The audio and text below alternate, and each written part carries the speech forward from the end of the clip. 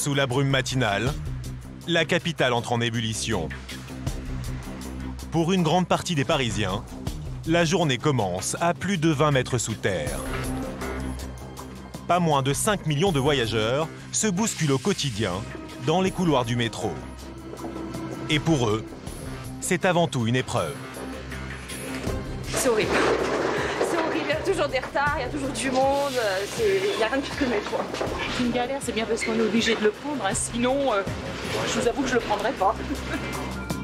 Pour rendre supportable ce lieu de passage, où les voyageurs perdent jusqu'à 2 heures de leur vie par jour, allez, on est parti? Une fois par mois, Guillaume et ses 6 copains se lèvent tôt pour réaliser un exploit. 3, 2, 1... Bonjour! Bonjour à tous. Bonjour à tous. On s'appelle les petits cafés du métro. Aussi surprenant que cela puisse paraître, on est là avec un grand sourire et beaucoup de bonne humeur. On est là pour vous la partager, tout simplement. Même si c'est lundi matin. on a du thé, du café, du jus d'orange. Et c'est complètement gratuit. Je vois des sourires qui commencent à apparaître là, des sourires là-bas. Et on vous dit à tout de suite. Redonner le sourire aux voyageurs, c'est la mission que se sont fixés Guillaume et ses amis. Ils ne sont pourtant pas employés par la RATP, ce sont de simples usagers. Voilà, tu finis ta nuit? Moi je vais te prendre un expresso. Ah ouais. Bon, bon café Nicolas. Bonjour madame. Un pari ambitieux qui ne marche pas à tous les coups. Il y a des lectures intéressantes aussi. Bonne journée madame. Merci. Tenez, petit café. Merci. Monsieur. Pourquoi pas? Ouais, bah carrément. Offrir un café, un geste simple qui très vite réchauffe l'atmosphère du wagon. Ah bah la vôtre. Super, vous connaissiez pas? Ah bah c'est super.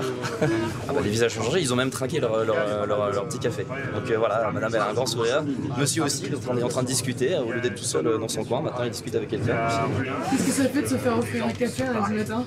Ça donne pas mal de boost pour aller au travail, c'est sympa. Toujours un peu mieux que les gens qui font la gueule au métro tous les matins. Ouais. Tant mieux, on doit y aller. Des Parisiens qui sortent du métro le sourire aux lèvres, cela tient presque du miracle. C'est génial, c'est super.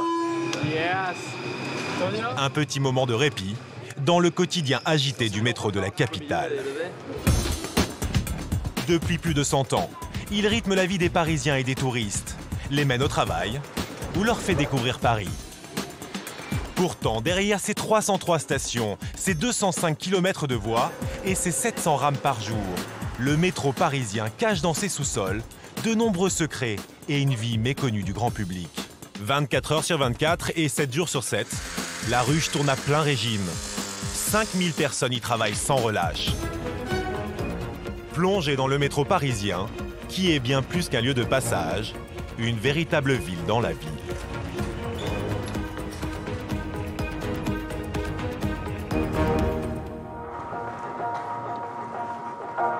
À la station Gare de Lyon, la vie s'est organisée sous terre. Pour simplifier le quotidien des Parisiens pressés, on y trouve une dizaine de boutiques, un épicier, un bijoutier ou encore un coiffeur.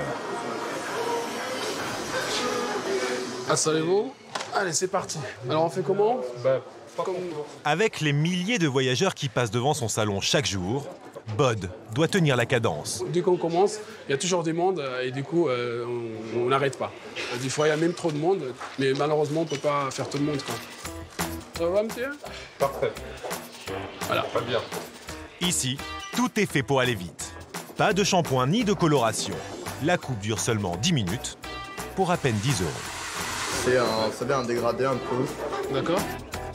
On pourrait croire qu'on ne vient ici qu'au hasard, entre deux métros, pour dépanner. Pourtant, le salon a ses inconditionnels, comme Corinne. Moi, je viens spécialement. Je travaille à Trélan Bibliothèque, je ne prends pas le métro. Et je viens spécialement me faire coiffer dans le métro.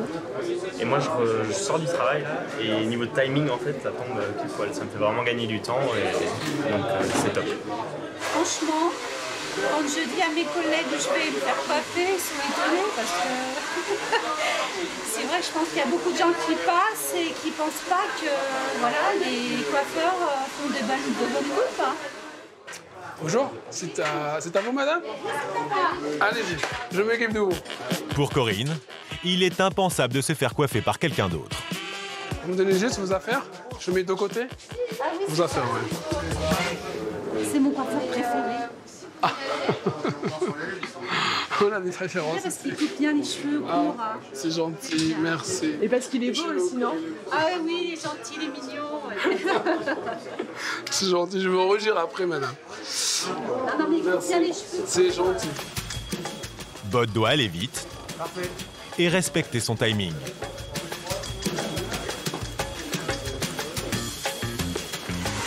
Voilà, madame. Merci à vous. Merci beaucoup. Merci, à la prochaine. Merci, au revoir. Il faut qu'on travaille, il faut qu'on fasse du chiffre. Voilà. Il y a du monde là et il faut qu'on travaille un peu. On va être speed un peu pour faire plus de chiffres pour monter la journée, quoi. Bah, tu sais, les patrons, ils vont toujours plus. Le patron de Bod et de son collègue Jacques leur a fixé un objectif de 60 coupes par jour. Mais le plus dur pour ses employés, c'est surtout de passer toute la journée sous les néons du métro. On voit pas le jour, hein, on a un air un peu artificiel et beaucoup de poussière.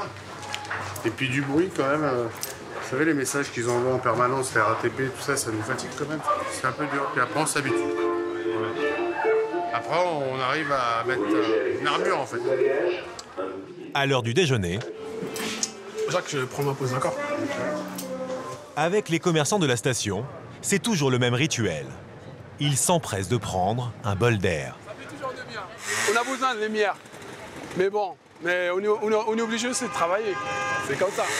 On attend qu'une chose, c'est de finir le boulot et de profiter de l'extérieur. Ah ouais, non, c'est... C'est clair. 30 minutes de lumière par jour. Alors, à la moindre occasion, ils prennent d'assaut les terrasses du quartier. Ça fait du bien. Ah, c'est clair. Bah, bon appétit à tout le monde. Merci. Une parenthèse de courte durée.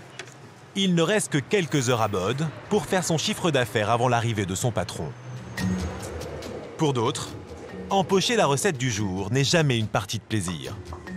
Céline, 26 ans, va revêtir pour la première fois son costume de contrôleur. Une ironie du sort pour celle qui a passé sa jeunesse à resquiller.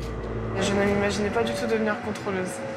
Enfin, parce qu'en tant qu'ancienne fraudeuse, moi je les prenais pour des méchants, un petit peu entre guillemets. Donc non, je ne m'imaginais pas du tout devenir contrôleuse un jour. Si on m'aurait dit ça, je pense que j'aurais ri au nez. Un nouveau départ pour Céline, qui a quitté l'école à 16 ans. Après 7 mois de formation, elle s'apprête à découvrir les difficultés du terrain. Et puis on est parti. Les 9h45, on y va, briefing! 9h45, rien à voir avec l'heure. C'est le matricule de la brigade de Céline. Excepté la débutante, tous ont 20 ans de maison et connaissent le métro par cœur. Sandrine, la chef du département, fixe le plan d'attaque des 300 contrôleurs chaque jour. Alors aujourd'hui, on va partir un petit peu sur Nation au début de journée. On sait que c'est une station difficile, hein, on fait preuve de tranquillité. Un baptême du feu pour Céline. Car dans cette station de l'Est parisien, la fraude atteint des records et les contrôles peuvent souvent dégénérer. Céline, ne te mets pas la pression, hein, c'est pas la peine. Donc j'ai un œil sur toi et t'as Fabien avec toi toute la journée. J'ai un bon renfort. Voilà, exactement. Merci à vous et à tout de suite, on y va. À peine arrivée sur place, Céline doit faire face à son premier contrôle. Jeune homme, contrôle s'il vous plaît. Je paye ticket 5 heures contravention. Non, mais je vous ai pas demandé de Mais je venais pas de mon ticket tout à l'heure. J'ai reçu un autre ticket encore. Ah, dans l'état actuel des choses, il faut qu'on dresse un procès verbal. Est-ce que vous auriez une pièce d'identité sur vous? Ce voyageur n'a pas de ticket, mais prétend en avoir acheté un et l'avoir perdu. Le ton monte, Céline ne se laisse pas impressionner et dresse sa première contravention. Si je finis de remplir, je vous fais signer. Non, vous me donnez le numéro, moi je vais me rendre, je vais l'annuler parce que ça... L'ancienne resquilleuse ne fait preuve d'aucune indulgence. Le jeune homme devra s'acquitter d'une amende de 80 €. De demander 80 €, oui, au début, c'est un petit peu flippant quand même. On se dit... Enfin, moi, j'étais dans leur situation, je les aimais pas. J'aimais pas qu'on me demande surtout de l'argent, quoi. Avec la crise, bon, après, c'est mon choix, c'est moi qui ai choisi le métier, donc j'assume. Pour lutter contre la fraude répétée de certains usagers, une nouvelle loi vient d'être votée. À partir de 5 contraventions, les resquilleurs risquent désormais jusqu'à 6 mois de prison et 7 500 € d'amende. Mais Céline va maintenant être confrontée à la principale faille du système. À quelques mètres d'elle, ce jeune homme sans ticket prend la fuite et les contrôleurs sont bien démunis. Il est parti en courant, donc je vais pas lui courir après. Hein. Ah bon, pourquoi? C'est interdit, on n'a pas le droit de courir après les gens. Ouais. Non. On doit interpeller les voyageurs, mais si ils s'enfuient, voilà, on va pas se mettre en travers, on risque de se blesser, de le blesser, et puis voilà, ça reste qu'un type de transport. Hein. Mais bon, c'est le jeu, hein, on a l'habitude. Hein. À la vue des contrôleurs, 2 autres jeunes ont une soudaine envie de faire du jogging. Céline et son équipe se trouvent bien impuissants face à ces comportements. Chaque année, la fraude coûte plus de 191 millions d'euros au réseau de transport parisien. Seulement 20 millions sont récupérés grâce au travail des contrôleurs. Mais il arrive parfois que dans le métro, on fasse des rencontres beaucoup plus sympathiques. À la station Opéra, 3 hommes se préparent pour une mission inattendue. Alors, Benjamin, on va commencer par toi. Alex Wagner n'est pas un agent secret, c'est un coach en séduction. C'est que tu sois équipé d'un micro pour que je puisse tout entendre. Je vais entendre ce que tu dis, je vais entendre ce que la femme te dit en face. Ouais. Et ça va nous aider à débriefer. Bien sûr. Victor et Benjamin ont payé 2 000 € pour 3 jours de formation intense. Le défi est de taille. Les femmes en général n'aiment pas se faire aborder dans le métro. Ils n'auront que quelques secondes pour établir le contact. Le but, c'est de provoquer la rencontre. Donc la première chose qu'on va faire, c'est qu'on va arrêter des femmes en mouvement, dans la station, dans les couloirs, sur le quai. Alors, peut-être toi, Benjamin, tu peux me rappeler comment tu fais pour arrêter une femme en mouvement? Je la rattrape. Je n'hésite pas à prendre de l'énergie en la rattrapant rapidement aussi sans lui donner la sensation d'être suivi. Ouais, super. Je l'arrête, j'essaye de faire un toucher léger, voire tout. On pourra me dire effleuré. Un toucher très très léger, ouais, voilà, pendant que tu léger. La dépasses. Est-ce que ça te paraît clair? Rien d'inquiétant, mesdames. Ce ne sont pas des pervers, juste des grands timides à la recherche de l'amour. D'expliquer la situation. J'ai rencontré ma femme dans le métro en revenant de mon travail le soir. J'ai envie que mes élèves soient équipés pour faire pareil. Alors on est prêt, donc on y va. Par ici. Alors, tu vas aborder la brune qui semble perdue. Ah non, elle est avec un mec. Bon, je t'épargnerai. Non, ils sont en famille même. C'est pas idéal. Je peux toujours essayer. Tu veux? Attendez, excusez-moi. Je voudrais juste prendre l'attention de votre ami un instant. Vous êtes prêts? Ah ok, pas. Pas de chance, sa première cible est une touriste qui ne parle pas un mot de français. Tu as commencé à la... Non mais elle comprenait pas du tout en fait. T'as commencé... Oui. En l'occurrence, mais même s'il n'y avait pas eu la barrière de la langue, tu parlais à leur dos. Ouais, non, mais ça se voit. Il fallait te mettre devant, dans leur champ de vision. Ouais. Selon Alex Wagner, pour séduire une inconnue, il y a plusieurs astuces à connaître. Tiens, viens, on va la rattraper. Comme tu vas la dépasser, elle va pas se retourner. Donc tu fais ton truc habituel. Ils viennent de repérer une autre fille, mais pas question de l'aborder n'importe où. Ce sera après l'escalator, ok? Oui, mais ce sera vite passé. Parce que c'est un peu étroit. On est un peu à l'étroit là. La femme en question peut se sentir un peu menacée. Bonjour. J'étais juste là en fait, je t'ai vu, ça a été spontané. Je voulais juste faire ta connaissance. C'est un petit peu étrange. Je suis aussi pressé. Après, je perds pas par là malheureusement. Mais du coup, je vais faire vite tout simplement. J'aimerais bien peut-être te revoir et faire ta connaissance tout simplement. C'est vrai? Ouais. Ça fait combien de temps? 3 ans. Quelle chance, bonne journée. Une femme en couple, ce n'est pas la principale raison de son échec. Selon le coach, son élève a surtout fait preuve de maladresse. Regarde ma main, le geste comme ça. Ça, c'est une façon d'arrêter quelqu'un qui est beaucoup moins violente que de faire ça. Ça, c'est comme un gendarme. Ouais, ça, c'est le gendarme. Ça, c'est la version douce. Mais n'empêche que dans son champ de vision périphérique, elle va voir sa main faire ça. Et inconsciemment, ça va lui donner envie de s'arrêter. C'est encore loin d'être parfait. Mais pour Benjamin, aborder une inconnue était encore inenvisageable il y a peu de temps. On apprend, mine de rien, à mieux écouter, à mieux se connaître, à mieux comprendre comment les gens fonctionnent, aussi à se déverrouiller, à évoluer, à mieux s'adapter et à être capable de certaines choses. Victor est lui au début de sa formation. Et il a une fâcheuse tendance à perdre tous ses moyens devant une femme. Je commence à avoir des palpitations cardiaques. Je vais appeler l'ambulance bientôt. Je viens de me rapatrier, mais ça va. Un stress qui va lui faire commettre beaucoup d'erreurs. Comme bousculer la première fille qu'il aborde. Excuse-moi. Pardon, excuse-moi de te déranger. Effrayée, la jeune femme s'échappe sans même lui répondre. Je te trouve... Non ? Alors, bon. Petit débrief, Victor. Je sais que tu voulais l'arrêter avant qu'elle s'engouffre dans le couloir. Ouais, mais c'était un peu difficile. Tu t'es squeezé dans le petit espace, vous êtes entrechoqués. C'est pas propice à démarrer une conversation. Mais avec Victor, le pire est à craindre quand il engage enfin la conversation. Excuse-moi, j'étais là-bas, je t'ai vu passer et il fallait absolument que je vienne te parler parce que je te trouve adorable. Merci. J'adore tes vêtements, c'est bleu, avec des chaussures bleues, c'est génial.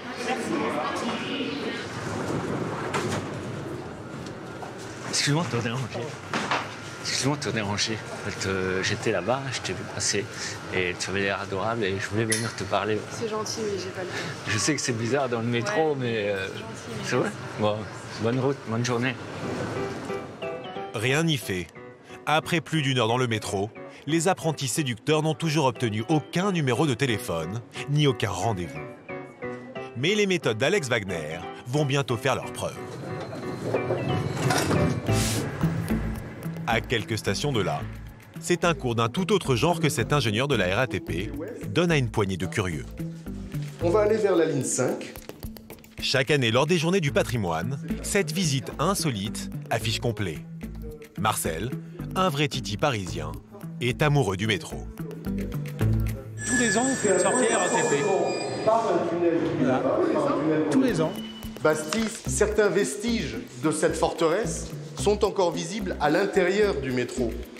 Là, vous le voyez ici, c'est pas du décor de la RATP qui est au bout là-bas. Les vestiges de la prison de la Bastille importent peu à Marcel. Moi, ce que j'espère, c'est qu'on va prendre une vieille rame à un moment donné. Voilà. Ça vous plaît particulièrement? Ah bah, ça me rappellera ma jeunesse, ouais. Vous allez voir 3 petits points. Venez avec moi. Derrière cette porte, ce sont tous les souvenirs d'enfance de Marcel qui vont ressurgir. Sur une voie abandonnée de la station Invalide, sont stockées les plus anciennes rames du métro parisien. Mises en service en 1908, certaines de ces rames ont circulé jusqu'au début des années 80. Des pièces de musée qui n'ont aucun secret pour Marcel. Donc vous comprenez qu'on est complètement chef de train. en dehors des règles de sécurité. C'est lui qui fermait les portes avec ça. Comme ça. Non, ça c'est pour fermer les portes. Mais dans le temps, quand il y avait ce genre de métro, quand on arrivait en station, le métro n'était pas arrêté, on ouvrait la porte, on sautait en marche. Marcel joue même les guides auprès des plus jeunes. Mais quoi, tu les veux comme ça? Comment avant, entre première et deuxième classe, il fallait payer un billet Oui, un billet différent, et puis là on a des banquettes en bois, et en première on a des banquettes rembourrées. D'accord. En deuxième on est serré, en première on est à l'aise. Voilà. C'est pas le même tarif aussi? C'était pas le même tarif, mais les tarifs, je me rappelle. Ça me rappelle des souvenirs. C'était ça le métro dans le temps. En 100 ans, le métro n'a cessé de se moderniser. Une grande partie du réseau s'est automatisée, mais les conducteurs comme Litigno sont toujours les premiers responsables de la sécurité des voyageurs. Donc on a un manipulateur, on actionne le cerclo qui est ici pour... c'est une sécurité pour dire au train qu'on est là, qu'on est bien en vie. Donc ça actionne une sécurité si jamais on fait un malaise. C'est assez simple ou pas globalement? Ah, c'est assez simple. Quand on a l'habitude, c'est toujours simple, ouais. Mais toute la difficulté pour Litigno, ce n'est pas tant de faire avancer son train, mais surtout d'éviter qu'un accident ne se produise avec les nombreux usagers qui attendent sur le quai. À chaque arrêt, il a les yeux rivés sur ses écrans de contrôle. Il faut faire attention aux voyageurs qui sont souvent à peu près du bord, ou un enfant qui peut courir, qui lâche la main de sa mère ou de son père. Il y a la sécurité qui est en jeu, donc on a toujours peur qu'il y en ait un qui tombe ou qui se fasse même pousser par un autre voyageur, même si c'est pas volontaire. Et parfois, les Parisiens un peu trop pressés lui compliquent la tâche. Ouais, donc là, les gens, ils arrivent, ils courent au dernier moment. Le voyageur qui force, bien sûr, est coincé. Au milieu de la rame, pour rentrer dans le train, un voyageur en retard tente de bloquer la fermeture des portes avec son sac. Si je faisais pas attention, je pouvais partir avec le sac, et s'il tient le sac, eh ben, je peux l'emmener avec moi, quoi. Ah, ça énerve toujours un peu, c'est sûr. Et on a l'impression qu'ils sont inconscients, les voyageurs, quand ils font ça. C'est comme quand ils courent et qu'ils retiennent les portes. Et, ça fait toujours un peu peur, ouais, évidemment.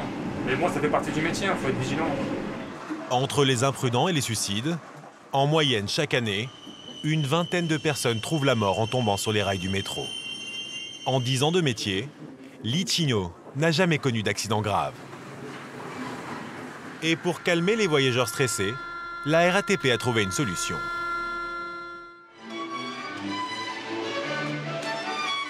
Dans les couloirs, souvent la musique résonne et il y en a pour tous les goûts.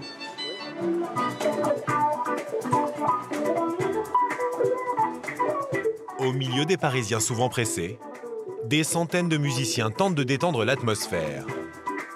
Le métro peut aussi être un tremplin pour ces artistes. Et peu de spectateurs le savent, mais ils ont tous dû passer un casting.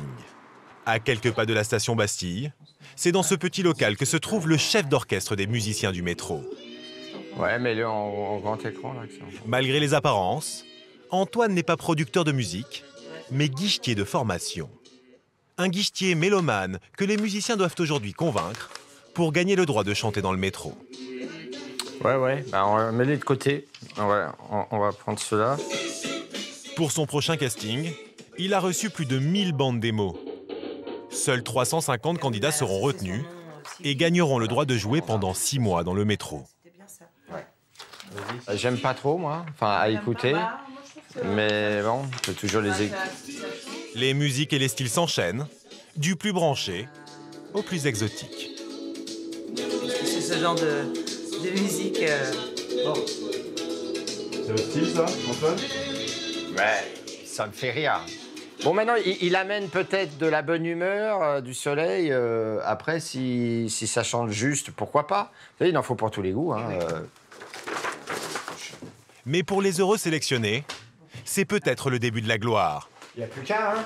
Des chanteurs réputés ont commencé sous les néons des couloirs avant de finir sous les projecteurs. On a eu MJ, la petite MJ qui a gagné la Nouvelle Star l'année dernière. Puis bien sûr, on va pas oublier Zaz qui a fait un parcours chez nous. Après, on a, alors on va dire emblématique, c'est Kezia. C'était grâce à un voyageur qui lui avait indiqué les bons spots pour jouer. Et puis c'est comme ça que c'est devenu Kezia Jones. Voilà. L'ancien guichetier a du flair. En quelques notes, il s'est repéré un nouveau talent.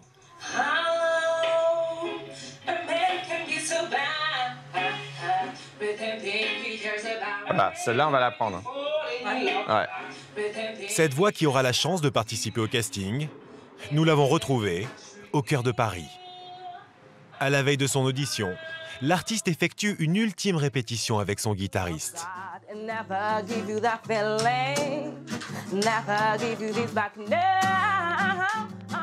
Cynthia, 26 ans, est une jeune mère de famille qui rêve de devenir chanteuse depuis sa plus tendre enfance.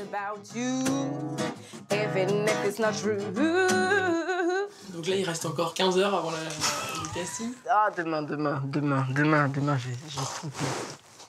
il faut plus qu'avoir une belle voix, quoi. Il faut savoir la maîtriser, il faut savoir jouer avec, il faut savoir attirer les personnes pour qu'elles écoutent ma musique. Ce jour-là, j'en avais marre, j'avais pris beaucoup trop de... Cette audition est une étape cruciale pour Cynthia. Après avoir cumulé les petits jobs, la jeune femme est aujourd'hui au chômage. Elle survit grâce aux aides sociales. Depuis la mort de son compagnon l'an passé, elle élève seule Joseph, son fils de 4 ans. J'en ai besoin parce que j'ai pas d'argent. Et chanter dans le métro, ça me permettra de gagner beaucoup d'argent apparemment. Vu qu'il y a une amie de Mathieu une guitariste du coup, qui chante dans le métro et elle se fait 100 € par jour. Donc je me dis, si elle peut se faire 100 € par jour, pourquoi pas moi? Si ça marche, franchement, si ça marche, ça me sauve. Ce serait mon taf. C'est aussi pour lui que vous faites ça? Bah bien sûr. Si elle réussit son casting demain, ce sera peut-être la promesse d'un nouveau départ pour Cynthia et son fils.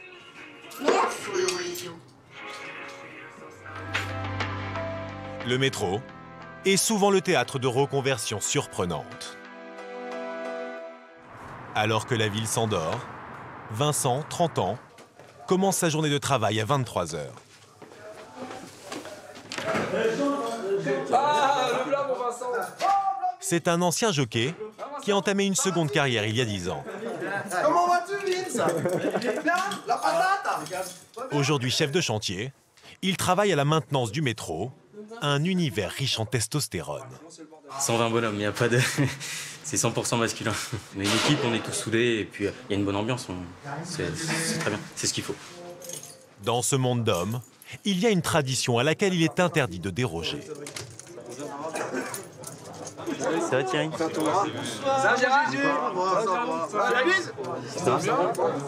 Ça va?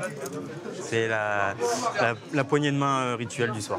Parce que on dit bonjour à tous nos collègues, c'est pas parce qu'on est nombreux qu'on va pas se dire bonjour. Au programme de la nuit, une urgence. Sur la ligne 2, une voie usée doit être changée. Ce soir, tu as un convoi avec le demi-guage de la ligne 2. Il est prévu de faire son remplacement. Vincent n'a pas une seconde à perdre. Comme chaque nuit, le temps est compté. Il n'a que 3 heures pour remplir sa mission. On descend le matériel, les gars? La première difficulté, c'est d'acheminer sous terre les tonnes de matériel nécessaires au changement de la rame. Pour gagner du temps, ils utilisent ce robot spécialement conçu pour descendre les escaliers du métro. Vincent et son équipe n'ont plus qu'à attendre le passage du dernier train. Là, les quais vont se vider et on va vraiment être tout seul. Il y aura plus un bruit dans la station. Vous êtes les travailleurs de l'ombre, en quelque sorte? Voilà, en quelque sorte, oui. On est aussi sombre que le tunnel. Quelques minutes après la fermeture de la station, la pièce à changer arrive. Un aiguillage de 4 tonnes pour 18 mètres de long. Donc là, voilà, il est 2 h du matin. On vient d'avoir le coup de feu, donc c'est bon, on peut commencer à travailler. On a 3 heures avant de remettre le courant sur les voies. C'est une course contre la montre, là. Le timing est serré et ça commence mal. Vincent, dis-moi. Oui. Est-ce qu'on va travailler dans l'alignement? Vraisemblablement, tout le monde n'est pas encore très bien réveillé. L'aiguillage a été chargé dans le mauvais sens. Bon bah les gars, ça s'annonce plus dur que prévu. Il est à l'envers. Le demi-aiguillage est à l'envers. Ça commence pas très bien. Ce qui aurait dû être fait en 1 heure de temps, ça va sûrement prendre 2 heures du coup. L'heure tourne, mais pas question de se précipiter.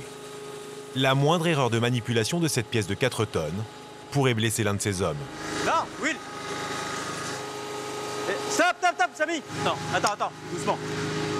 La manipulation doit être assez douce, parce que s'il se met à balancer ou un rail de ce poids-là, en fait, il écrase tout sur son chemin. Le but, c'est pas qu'il y ait des accidents de travail. Tout le monde rentre chez soi ce matin en bonne santé. Non, les gars, mettez des cales. Vas-y, pose. Le plus dur commence. Il faut maintenant remettre la pièce dans le bon sens, à la force du poignet. Après 2 heures d'effort, l'aiguillage est enfin prêt. Il faut maintenant le fixer au rail.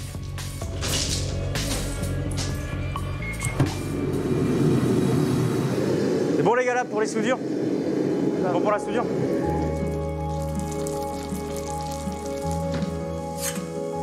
Il est presque 5 heures du matin. Malgré les imprévus, la mission est accomplie. Très bien. Donc là, toute la pièce est assemblée. Au niveau de l'horaire, on est parfait. La pièce est prête. Il n'y a plus qu'à faire le renouvellement. Les hommes de Vincent quittent les voies juste avant l'arrivée du premier métro.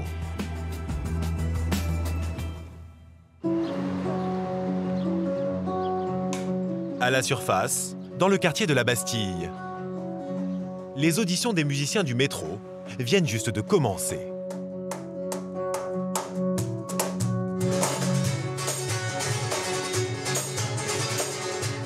Sous les yeux d'Antoine, l'ancien guichetier devenu directeur de casting, les artistes redoublent d'efforts.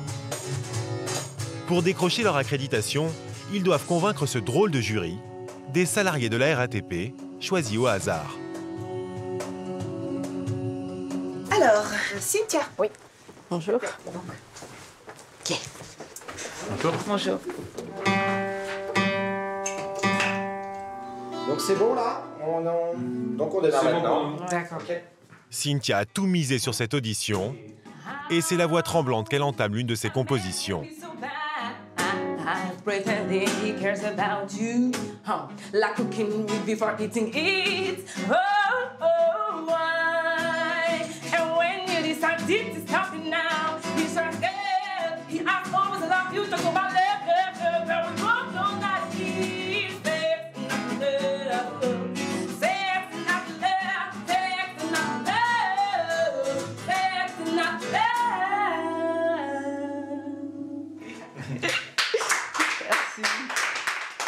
Le jury applaudit, mais Antoine n'en a pas encore fini.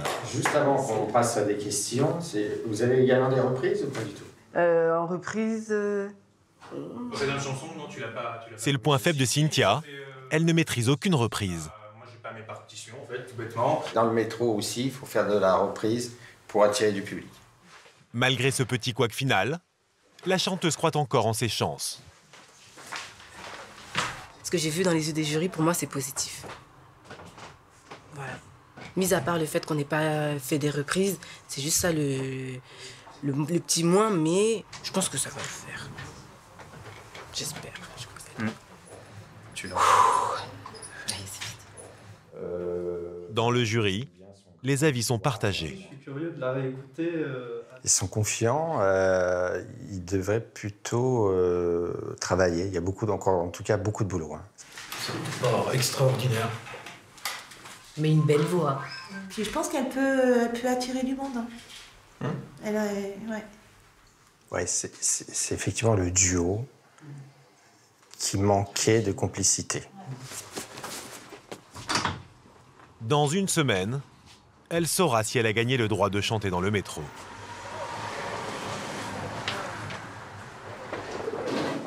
Sous les néons de la station Gare de Lyon, les commerçants terminent leur journée de travail. Bod le coiffeur a enchaîné les clients à un rythme effréné. Merci beaucoup, madame. La prochaine fois, il n'y a pas de souci. J'aime beaucoup ce que vous faites. Ah, c'est gentil, merci. Merci infiniment. Merci à vous aussi. Merci. Ça va? Ouais. Bonjour Jacques. Et comme chaque soir, Arnaud, son patron, vient vérifier le chiffre d'affaires. Je vais sortir un petit ticket. 50 clients, c'est pas mal. C'est pas mal. On peut mieux faire.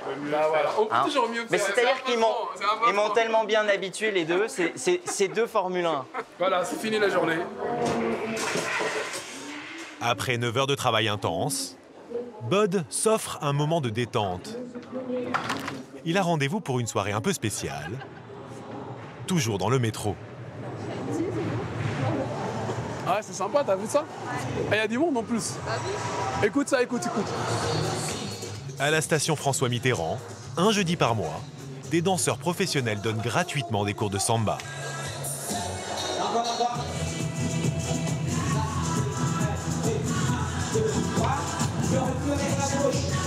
Là, on oublie tout, là. Je suis bien. Attention. En quelques minutes, Bod s'est mis dans l'ambiance et n'a aucun mal à établir le contact. Ce qui est loin d'être le cas de nos apprentis dragueurs. Victor et Benjamin accumulent les échecs. Mais aucune cause n'est perdue pour leur coach en séduction. L'expert a plus d'un tour dans son sac. Victor, on est métro Saint-Paul. C'est un quartier avec beaucoup de boutiques de vêtements pour femmes. Tu peux t'attendre à ce que les femmes se baladent à deux. Ce que tu vas faire pour aborder une femme qui se balade avec sa copine, c'est que tu vas d'abord aborder sa copine et tu vas informer sa copine que tu vas juste prendre l'attention de sa copine pendant quelques secondes. Et après, tu fais le reste, comme d'habitude, en t'adressant à celle qui t'intéresse. Avec son œil expert, Alex repère ces deux jeunes femmes. Elles ne semblent pas pressées. Et avec leurs grosses valises, elles ne pourront pas s'enfuir à l'approche de Victor. Excusez-moi. Je ne demande pas de renseignements, mais je voulais emprunter ta copine. 2 secondes. Elle n'a pas trop de temps. Hein. Non, elle n'a pas trop de temps. Parce que je t'ai trouvé adorable et je voulais venir te parler. J'aimais bien ton style avec le chapeau et tout. Non, c'est sympa, ça te va bien en plus. Mais désolé, on doit partir. Les jeunes femmes ne sont pas très réceptives. Mais pour la première fois, Victor arrive à entamer une conversation. C'est génial de voir Victor parler avec ces deux femmes. Les deux femmes sont tout sourire, ils sont en train de rigoler ensemble. On est tellement loin de l'image qu'on se fait du harceleur du métro. Est-ce que ça fait de se faire aborder comme ça dans le métro quand on est une fille? Bah, ça peut faire plaisir quand c'est gentil et bien fait et pas lourd. Et si on dit qu'on n'a pas le temps et qu'on n'a pas envie, bah dans ce cas-là, c'est mieux de partir. Merci. Ouais, c'était ravi d'avoir fait votre connaissance. Ouais, voilà, merci. Et bonne journée. Bonne continuation. Non, c'est pas grave. Bonne journée, au revoir. Victor n'a toujours obtenu aucun numéro ni rendez-vous. Mais il est en train de vaincre sa timidité. Tu la dépasses bien. Tout comme Benjamin. Et tu vas juste lui dire bonjour.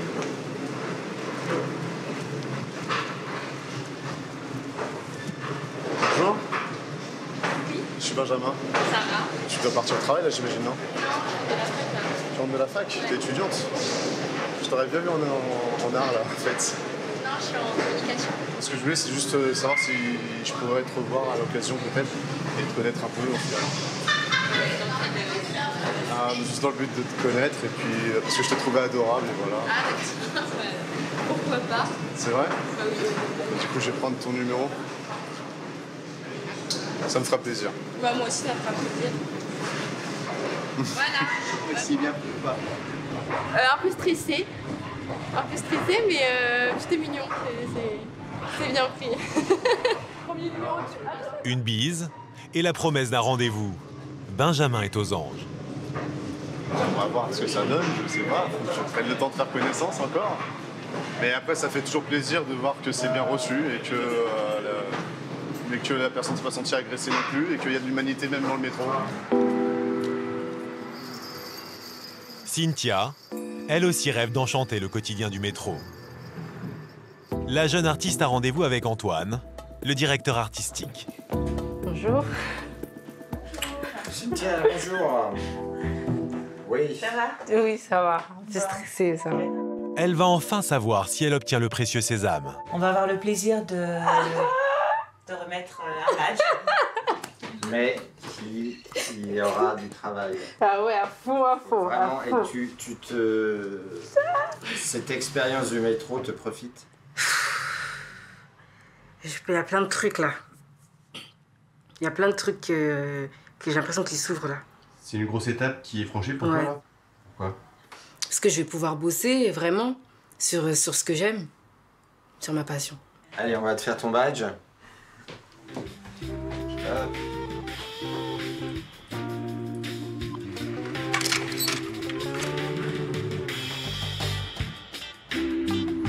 Voilà, félicitations, hein. C'est là. Si on avait une feu d'artifice. Merci.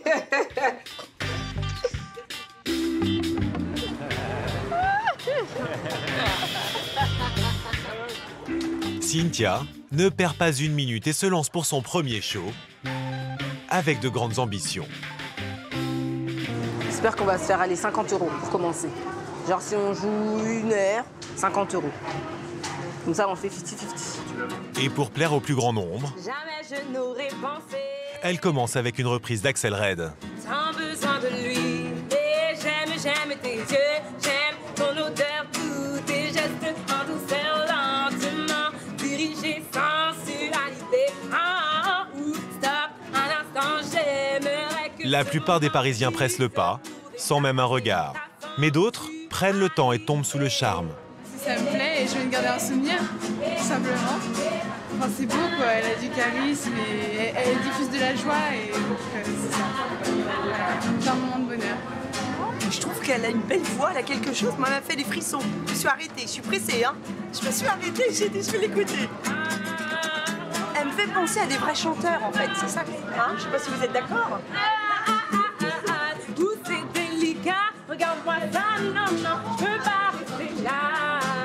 Non, non, non, non, non, non, non, non. Vous mais quelle délicatesse dans ces gestes, non, non, faut pas que je l'aie.